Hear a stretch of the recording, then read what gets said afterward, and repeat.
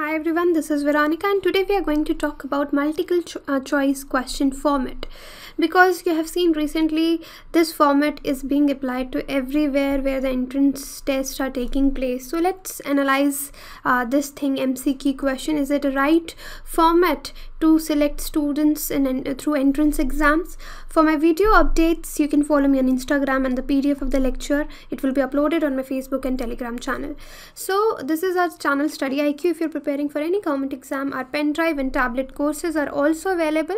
If you wish to have any knowledge regarding any of the courses which are given on the screen, you can call on the numbers given on the screen or you can visit our website.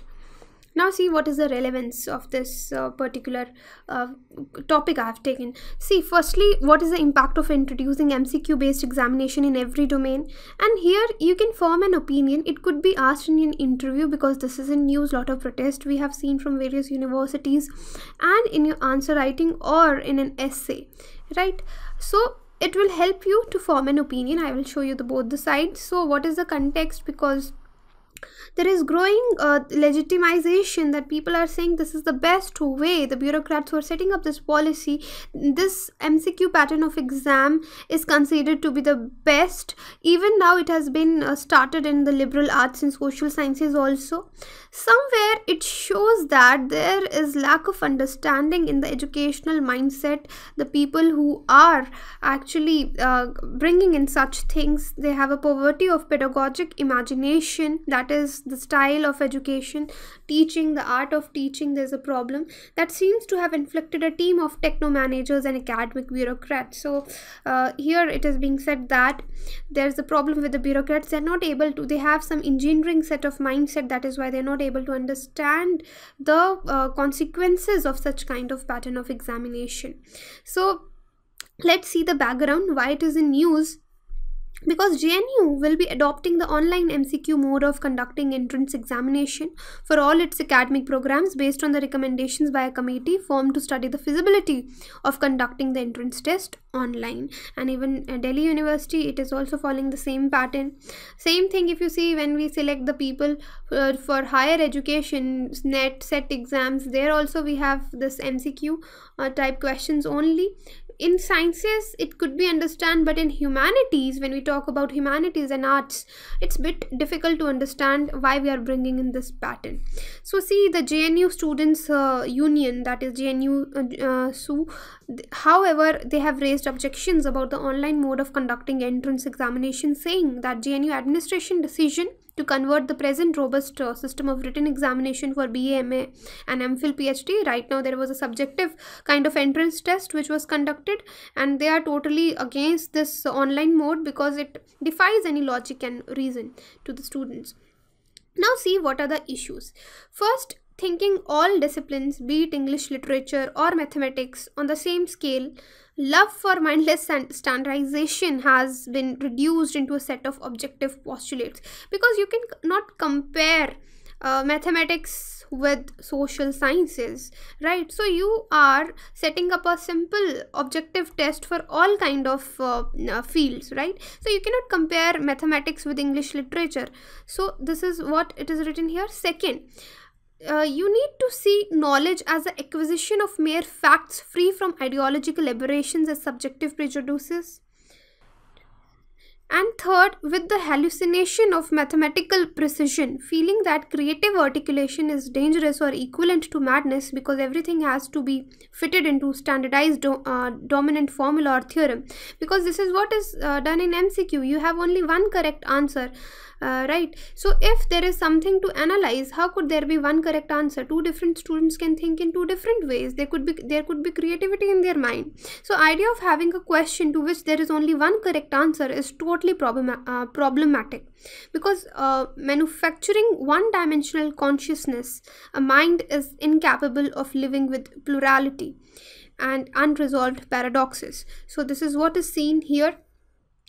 Now it has done severe damage to the culture of learning also.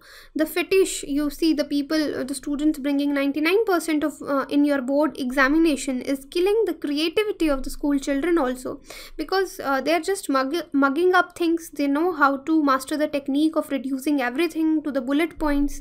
So depending on the marks allotted to a question, so they can write accordingly, and they are being trained in the coaching institutes for the said thing. So there's no creativity left in the students also, and teachers too, they have lost their agency, because even for selecting the MPhil and PhD candidates, they have been asked to rely on the MCQ pattern of entrance test. So these are the issues which have been logics have been created by the students who are protesting this MCQ form of question. So the idea of complete objective examination, it defeats the comprehensive evaluation policy of the subjective paper, which looks into holistic requirements. Because if somebody is writing an answer, they are giving the introduction, they are writing the body, they are giving a conclusion, there you can read the whole psyche of the student. But this evaluation policy is totally undermining the holistic requirements that you need to see when you select a student for MA or MPhil PhD, which covers both the knowledge potential and writing skills.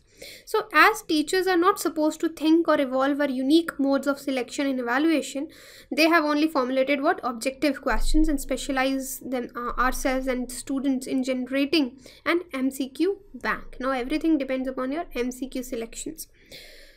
Now see this case, the MCQ multiple choice questions, this case. So despite that, there's another arguments also in favor of MCQs also, because despite the reservations, there is a merit in MCQ choice for two reasons. Because they guarantee the objectivity in marking. So you should know, when the number of candidates are so large, it becomes very difficult to bring in teachers to give the marks for the checking, the responsibility of checking. So they have eliminated the space of bias. That is what they say, they have eliminated the space of bias, right? So because now there is a standard test, everybody will be selected on this basis. So this is another side of the coin.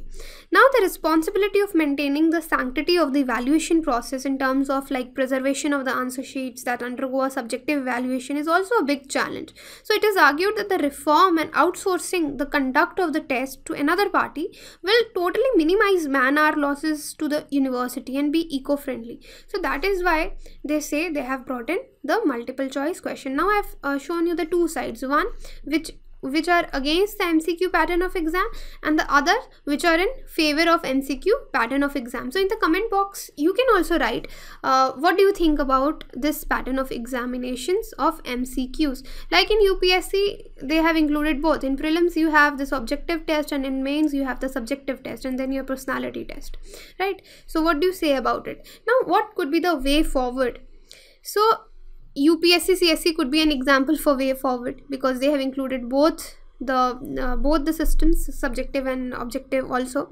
So test would not reward rote learning. That means mugging up things should not reward the students. If there were a few short answer questions in the multiple choice ones were more carefully designed. So they say in a particular question paper there should be some short answer type questions, there should be some MCQs. This is a balanced way of evaluating the people, and it is possible to set a good multiple choice questions if the paper setters spend a bit more time making them more confusing and indirect. Because in many state exams you might have seen, even state eligibility test for the higher education also, they just give you, their MCQs are like who's the Prime Minister of India, who's the Commerce Minister of India, just one word things that you need to choose. So this is not the right way to evaluate the students.